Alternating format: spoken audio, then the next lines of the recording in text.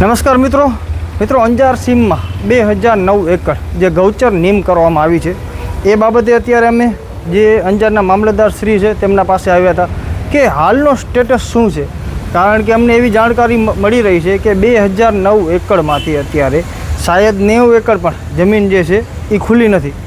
કેટલું દુર્ભાગ્યની વાત છે. આપણે ઓમ કહેતા હોય કે ગૌરક્ષકો અને ગૌચર માટે અનેક લોકો મેદાને ઉતરતા હોય છે, પછી એને રાષ્ટ્રમાતા જાહેર કરવાની હોય કે ગૌને ન્યાય અપાવવાનો હોય, પરંતુ ખરેખર અત્યારનો માહોલ એવો છે કે એને કદાચ તમે રાષ્ટ્રમાતા જાહેર પણ કરી દેશે સરકાર.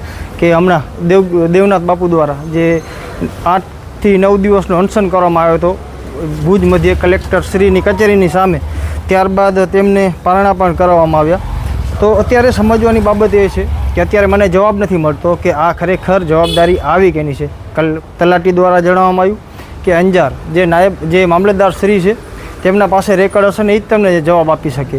મામલતદાર તરફથી મને એવું જાણવા મળી રહ્યું છે કે આ બધી જે અંજારની સીમની જે જગ્યાઓ છે એ TDO એટલે કે તાલુકા વિકાસ અધિકારી પાસે એમના પાસે સત્તા છે કે એ તમને જવાબ આપશે આ બાબત ઉપર. એ જવાબ નહીં આપે તો શું નાયબ કલેક્ટર છે એ જવાબ આપશે?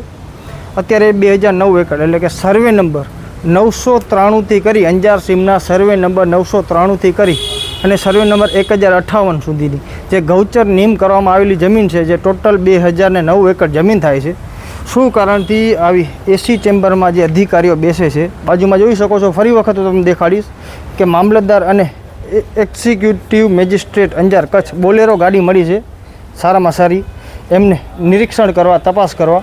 તો હવે આ બાબતમાં એ મને એમ કહે છે મામલતદાર શ્રી કે તમે લેખિતમાં અરજી આપો. હવે પત્રકારનું કામ લેખિતમાં અરજી કરવાનું નથી, ખુલાસો લેવાનું એનું કામ છે.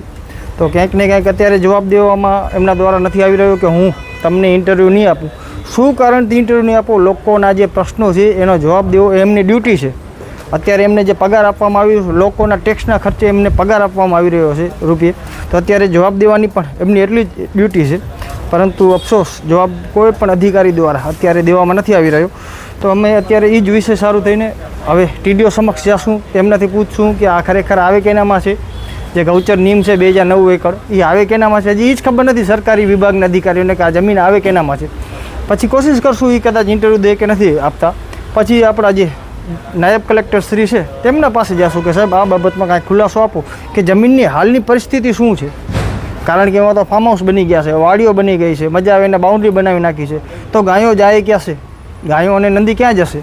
તો આ બધા વિષયમાં તમે શું કર્યા છો અને આ આપણી સ્ટોરી છે એને ખૂબ મોટી માત્રામાં શેર કરવામાં આવે, કે કારણ કે અત્યારે સૌ અધિકારીઓ પોતાની ક્યાંક ને ક્યાંક અત્યારે કહી શકાય કે છેડો ફાડી રહ્યા છે જવાબ આપવાથી. તો ખૂબ મોટી માત્રામાં આ સ્ટોરી શેર કરવામાં આવે અને અધિકારીઓ અત્યારે કઈ રીતના જવાબ દઈ રહ્યા છે એ પણ લોકોને ખબર પડી ખૂબ જરૂરી છે. મને કમેન્ટ દ્વારા ચોક્કસથી જણાવજો. સાગર વાઘેલા સાથે નીરવ ગોસ્વામી, સ્વતંત્ર સમાચાર, અંજાર, કચ્છ, ગુજરાત.